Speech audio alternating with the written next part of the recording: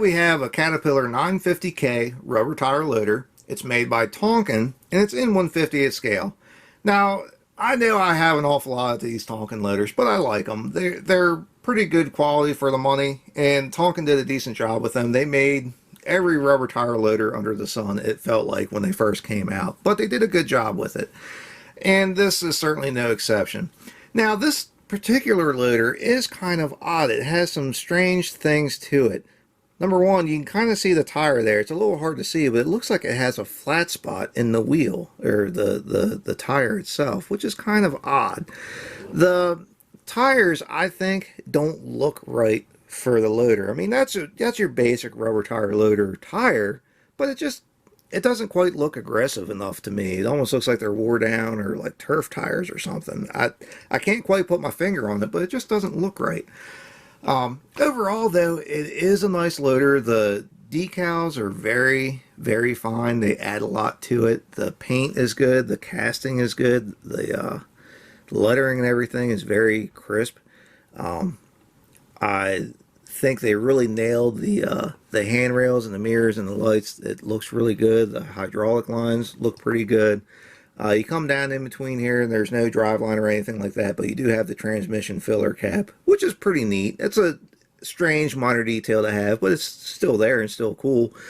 The cab detail is pretty nice. I mean, it's decent. It's what you would expect to see in there. It does have a steering wheel. I think joystick steering is an option for the 950s, but I don't think it's terribly popular.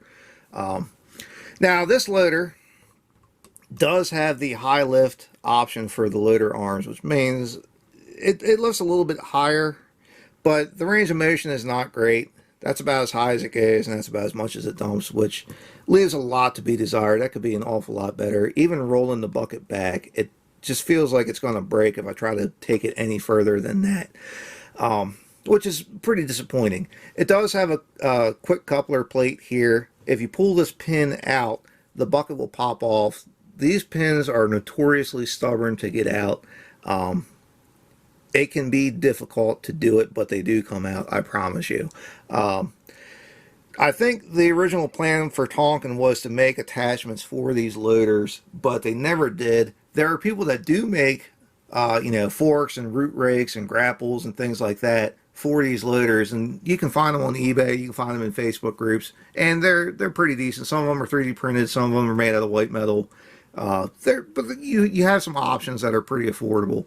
Now, as far as the price goes, I've seen these for as low as like $35. At $35, they're an absolute steal. Most of them sell typically around $50. Some of them sell as high as $75 or $95. I think at $95 to $100, you're paying too much for this loader. It is really nice. It does look good.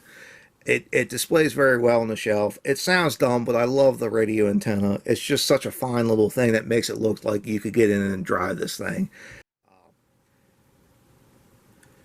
Now, the 950H from Norscot was probably the best model that Norscot made.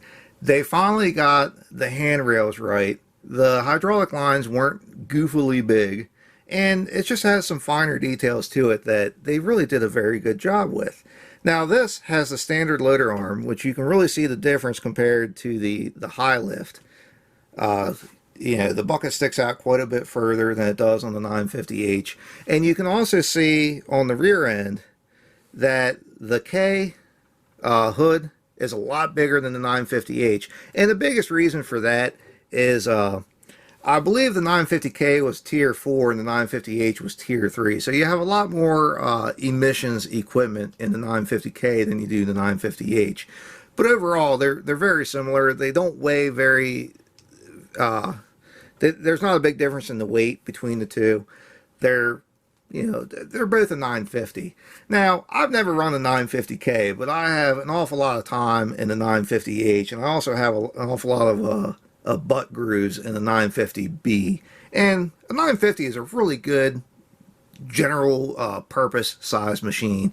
They're just small enough that you can get into some tight places, and they're big enough that when you need to, you can move an awful lot of dirt, which is pretty cool. Now, the 950H does have doors that open up. They don't open up on the K, but that's kind of a neat thing for, from Norscot. like I said, this is probably Norscott's best model. And you're going to pay about $50 for either one. And to be honest, if I'm going to pay $50, I'd rather have a 950K. But the whole reason that I got into, collecting these diecast models is I wanted one of everything I've ever run. And so that's why I got the 950H, because like I said, I got a lot of time in it, and this means something to me. Now, where I'm at in my career and what I do, I'll probably never run a 950K, and I'm okay with that, but it's still a pretty decent model, and it looks good on the shelf, and I might hang on to it, I might not. I have 2 or 3 of them sitting around, so I'll probably let those go, and then when I get to the last one, I'll think about it. But anyway, that's about all I got for these. If you have any questions or comments, feel free to ask. If you have anything you'd like to see, let me know. I might just have it squirreled away. I got boxes and boxes of stuff. I've been buying and selling these things for 20 years, and there's an awful lot of stuff squirreled away. So let me know. I might just have it. And if I don't have it, if you want to see it, you might talk me into buying something. Anyway, as always, I appreciate you guys watching. I appreciate the comments. I appreciate the thumbs up. It means a lot to me. If you'd like to see more of what I have, please subscribe to Maryland Construction Diecast. And thanks for watching.